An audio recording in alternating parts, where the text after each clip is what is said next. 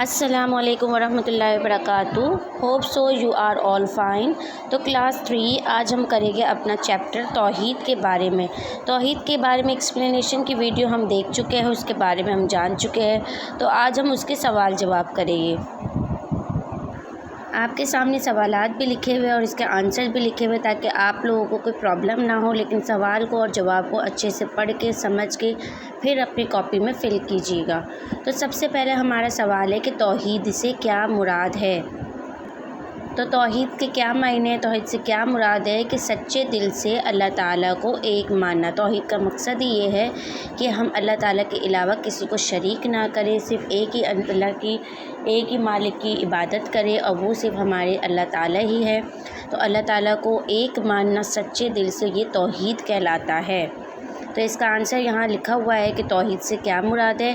تو توحید سے مراد ہے سچے دل سے اللہ تعالیٰ کو ایک ماننا۔ دوسرا سوال ہے کہ مکے کے لوگ کن چیزوں کی پوجا کرتے تھے؟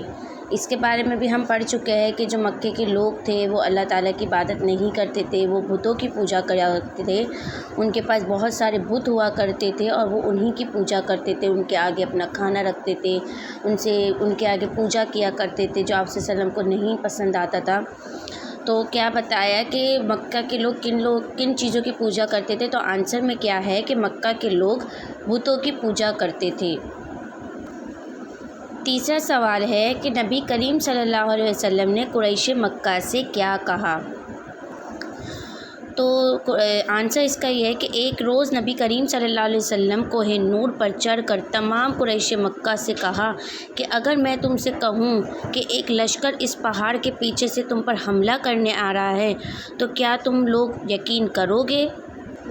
یہ بات آپ صلی اللہ علیہ وسلم نے کیوں فرمائی؟ کیونکہ آپ صلی اللہ علیہ وسلم کو بہت لوگ مانتے تھے، ان کو مطلب قریش مکہ کے جو لوگ تھے وہ بھلے بتوں کی پوجا کرتے تھے، لیکن ان کو اس بات پر یقین تھا کہ آپ صلی اللہ علیہ وسلم کبھی جھوٹ نہیں بولتے اور وہ کوئی غلط بات نہیں بولتے۔ تو اس لیے جب آپ صلی اللہ علیہ وسلم نے دیکھا کہ لوگ بہت زیادہ بتوں کی طرف جا رہے ہیں، نافرمانی کی طرف جا رہے ہیں، تو انہوں نے قریش مکہ کے لوگوں سے کہا کہ اگر میں تم لوگوں سے ایک بات کہوں تو کیا تم اس بات پہ یقین کرو گے جو میں کہوں گا؟ تو ان لوگوں کو ان کی بات پہ یقین تھا، تو ان لوگوں نے ان کی بات سنی بھی، لیکن جب انہوں نے بات سنی تو اس بات کو انسنی کر دیا تھا۔ تو یہاں اسی کا ذکر ہے کہ آپ صلی اللہ علیہ وسلم نے قریش مکہ کو ایک طرف جمع کر کے کہا کہ اگر میں تم سے ایک بات کہوں تو کیا تم یقین کرو گے کہ تمہارے پہاڑ کے پیچھے سے ایک لشکر حملہ کرنے آ رہا ہے؟ یہ انہوں نے بتایا تھا، پوچھا تھا آپ صلی اللہ علیہ وسلم نے قریش مکہ کے لوگوں سے۔